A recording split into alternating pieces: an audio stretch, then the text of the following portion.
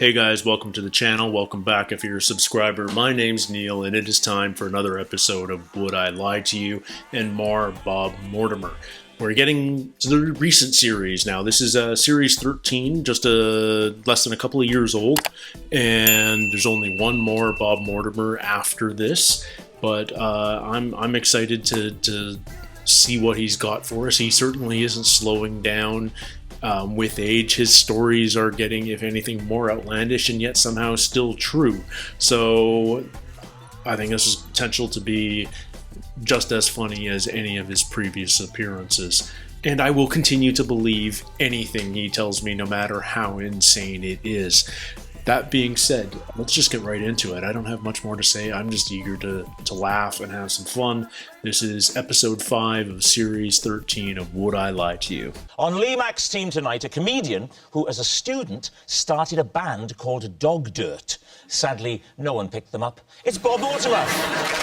Why is Bob always on Lee's team? I think it's just to drive David insane. Who once appeared on Radio 1's Innuendo Bingo. Yes, if you want an innuendo, this lady will give you one. It's Alice Levine. Oh, I remember Alice. She did Taskmaster. Like season 7, a celebrated maybe 6, actor whose career started started on Coronation Street back in 1982. I've never watched Corrie, so please, no spoilers. It's Sue Johnston. My mum would know her.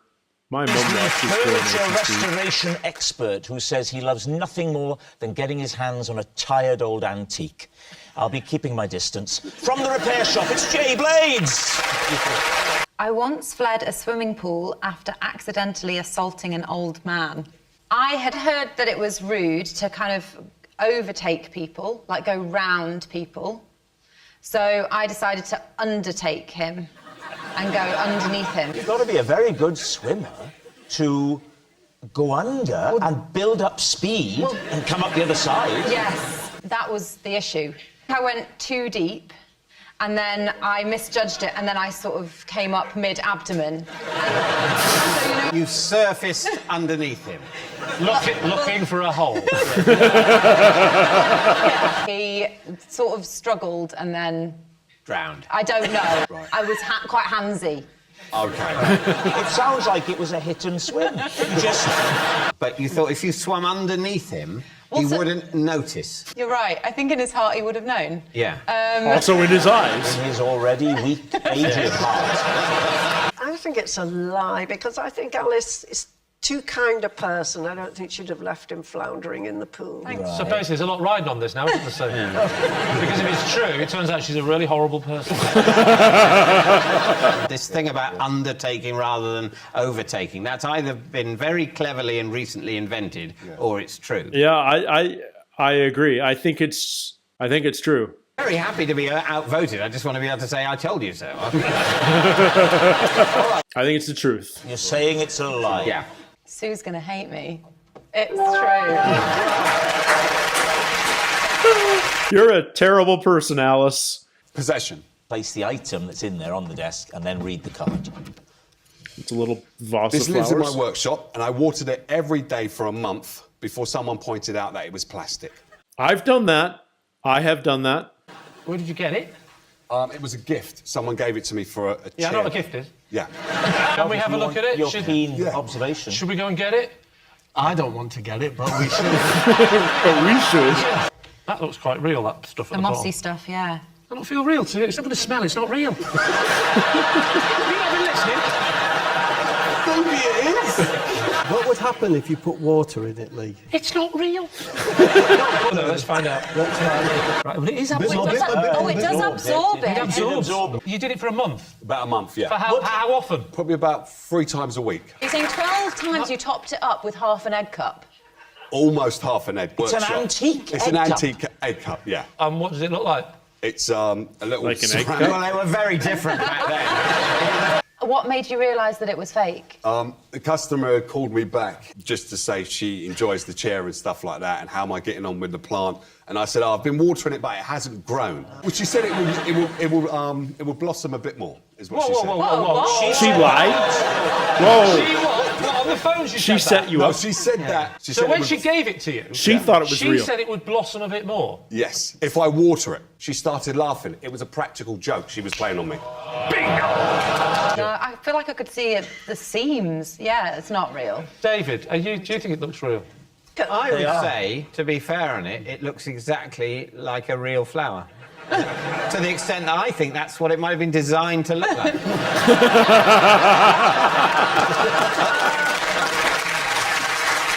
It can't be true. It's got to be a lie. It's true. It's got to be a lie. It's true. It's true. No, I've said... No, I'm not getting involved. You said I'm not saying anything. Don't put it on What do me. you think? I feel- You get invited back. This is my only chance.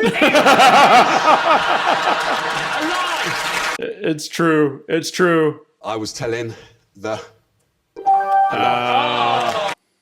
Fair enough. Fair enough. I was had. Please welcome this week's special guest, Francis.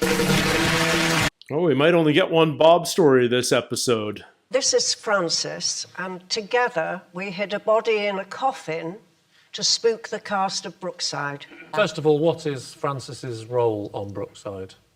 Francis was the first AD. Hey, I'm an AD, assistant director. It stands for Assistant Director. OK, so was it part of the story, the coffin? Yes, Right. it was the death of a very loved character had Which occurred character? before. I wouldn't say that assistant directors are necessarily Joker types, but he does look like an AD. What did you put in the coffin, Sue? A body or something? We put Simon in, Well, hang on, wasn't Simon... dead.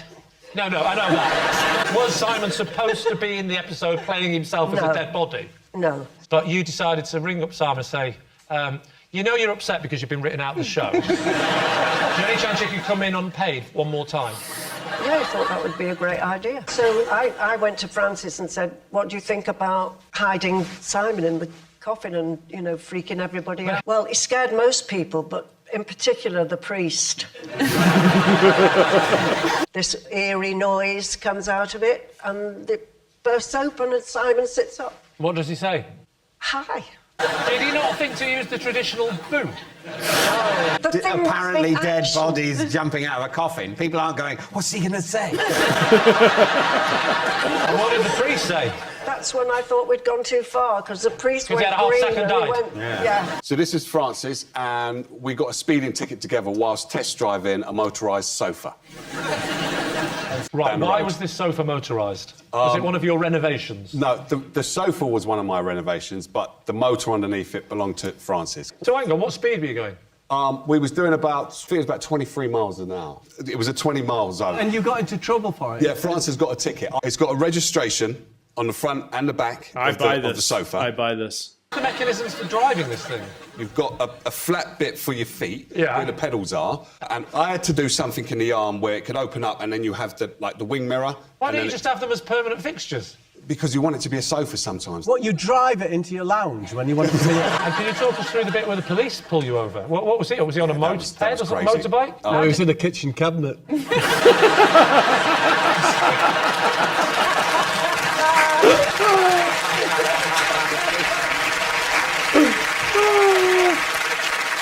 Bravo. Could I see Kevin's hands? Whose hands? Who's Kevin? It's Francis. Bob always tries the fake names, fake out. Francis Bacon, Kevin Bacon. That's probably They the the thought. hands of a mechanic? This is Francis, and he told me to tone it down a bit when I got a tad too bouncy on his bouncy castle. Les Dennis had a bouncy castle story. When were you on a bouncy castle? Last summer, actually. Blenheim Palace. They have a sort of children's bit. Yeah. Well, it's a bit awkward, this, because it's happened before to you, David. Were you on your own? No. You're with your daughter and your wife? Yes. And was it your real wife or your inflatable wife? How did the structure... Well, I would say Great. it was historically laughable. And how did this make you feel? You're massively overestimating the extent to which I expected it to be historically. In many ways, I don't think it's particularly their aim to say, yes, this is precisely the kind of military architecture that made Edward I such a successful king. I don't think that was even in the minds of the people who designed it, and I'm fine with that.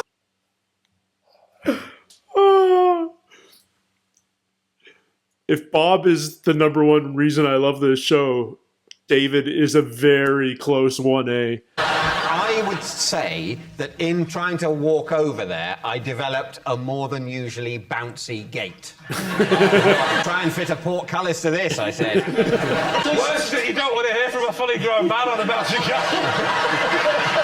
Would you be willing to give us a demonstration of what you considered normal bouncy and then how it got a little bit out of hand?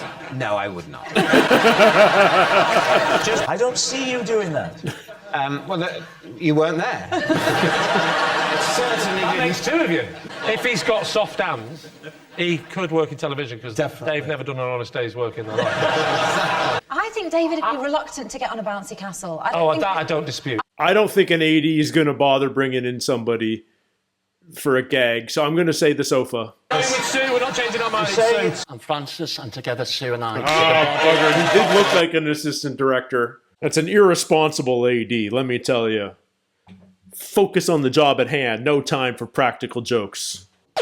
It's Bob. Bob. Thank goodness. I once masterminded a daring heist on a campsite tuck shop. Of course you did. Where was the campsite? Hexham. Jay, my memories of this are quite vague. I was only 15. Okay. 15. It's like picking bits of pollen off a mouse's It's like handkerchief. fingerprints on a old handrail. Don't start asking him any questions, Yeah, so- all right? Just make your decision and move on. It was no dormitories, wooden. Yeah. It's coming back. Is this, wow. is this It's like a summer amazing. camp? It was for gifted children for the summer. Is that what they told you, Bob? Yes. Interesting people with different gifts. What was your gift? And they were allowed to bring a friend. There was.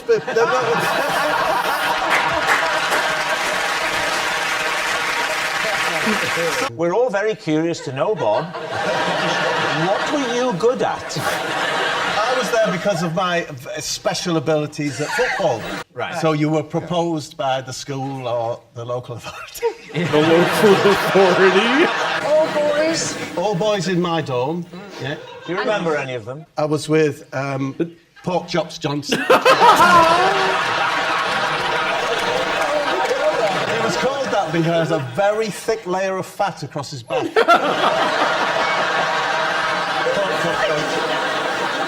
Because this is a criminal enterprise, I'm not using their real name. Oh, of course. Oh, no. Don't want to incriminate. The statute of limitations is still open. And there was the mole. The mole? The mole, they're the two people that I carried out the heist with. Why did you decide to do this heist? Well, nights had gotten quite long. Winter was drawing in. For some reason, the gifted children hadn't been picked up. Never a better equipped group of people to be abandoned. We had archers, potters, Footballers, those are the key things you need. It was evening, Yeah. and there was a tuck shop there. The tuck shop was on a slope, right? So there's an angle created. Say if a duck went quack. Not the angle if it went fox! So they had an end that was raised, Yeah. and they'd filled that in with stones, and so we went down there. First off, of course, the mole removed the stones. Pork Chop Johnson, Yeah. he slid in and with that magnificent back. Oh, you mean he used his back to get the floorboards up? Yeah, got one up. Then Is that when Smallhead Bob went through? we heard an engine start up, so I gave out the cry, a warning, whiffer. What? What did you get? A box of cereal. Well, we ate it in the dorm with everyone in the dorm. With everybody in the dorm. Did you eat it dry? Yes. Well, we put a bit of urine on it. Then.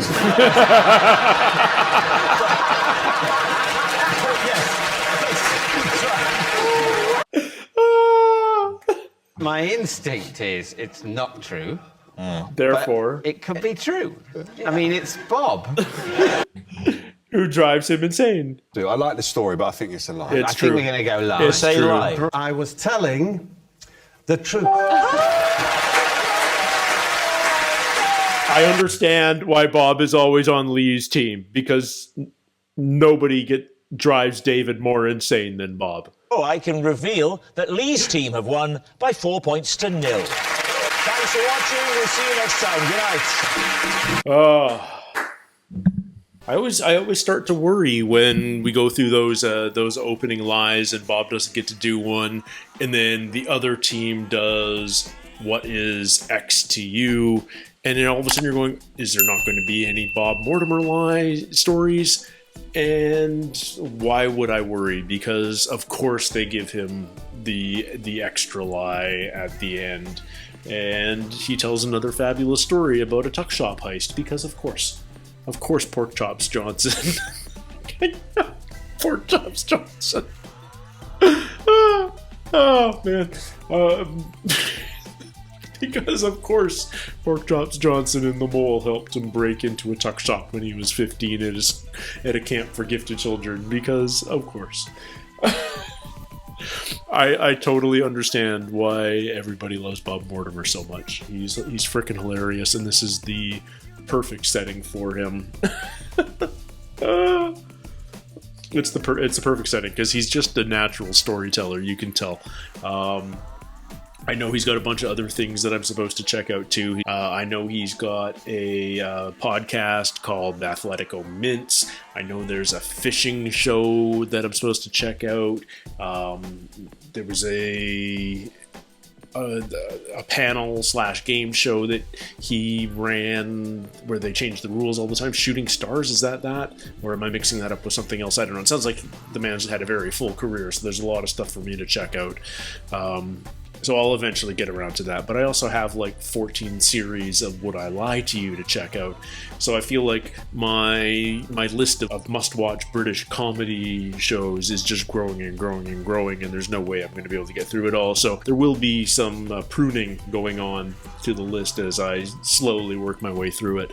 And one day I may even put it as a put some votes out to the audience for you guys to decide what I watch next. Anyway. That was Would I Lie to You, episode 5 of series 13. Thank you guys so much for hanging out with me again. I love these episodes, and I'm looking forward to the next one. Until then, take care, stay healthy, and we'll see you soon. Cheers.